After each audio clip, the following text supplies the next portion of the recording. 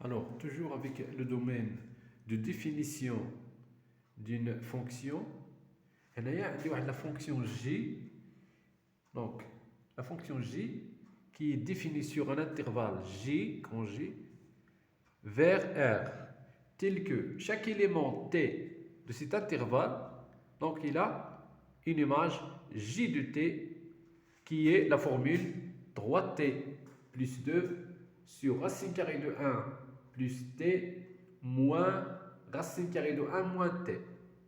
Alors, pour définir le domaine de définition de cette fonction J, donc chaque élément, chaque variable T appartient au domaine de définition de G, qui est le grand J.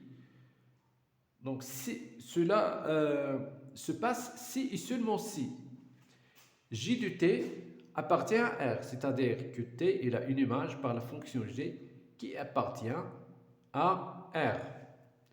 Donc, ceci est vrai si et seulement si 3T, c'est-à-dire la formule de la fonction J, 3T plus 2 sur racine carrée de 1 plus T moins racine carrée de 1 moins T appartient à R. Cela est vrai si et seulement si. Alors, d'abord, on doit avoir racine carrée de 1 plus T moins racine carrée de 1 moins T, ça doit être différent de 0. Parce qu'il est au dénominateur, donc il doit être différent de 0. Et notre condition, on doit avoir 1 plus T supérieur ou égal à 0. Il doit être positif pour qu'on puisse appliquer la racine carrée. On doit avoir 1 moins T supérieur ou égal à 0.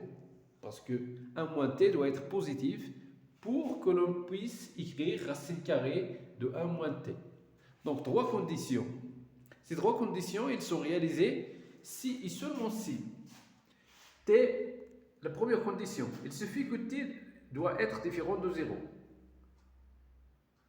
La deuxième condition, c'est que T doit être supérieur ou égal à moins 1.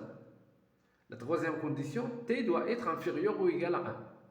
Alors, ces trois conditions, je dois les interpréter au niveau des intervalles. Donc, il suffit que la variable T appartienne à l'intervalle moins 1, 0, union l'intervalle 0, 1. C'est-à-dire, je retranche l'élément 0 de l'intervalle moins 1, 1. Donc, alors, cela veut dire que cet intervalle, il contient le nombre moins 1. Pourquoi? Parce qu'ici, j'ai T supérieur ou égal. Ou égal, c'est-à-dire il y a inclusion de moins 1. 0, donc je dois l'éliminer parce que T doit être différent de 0. Donc j'ai éliminé le 0. Union 0, aussi éliminé de cet intervalle 0, 1. Puis le 1 qui est inclus parce que j'ai ici T inférieur ou égal à 1. D'accord? Alors, le domaine de définition, pardon, ici, c'est pas la fonction f, c'est la fonction j. Donc, le domaine de définition de la fonction j, c'est l'intervalle moins 1, 0, union 0, l'intervalle 0, 1, qui est aussi l'intervalle j.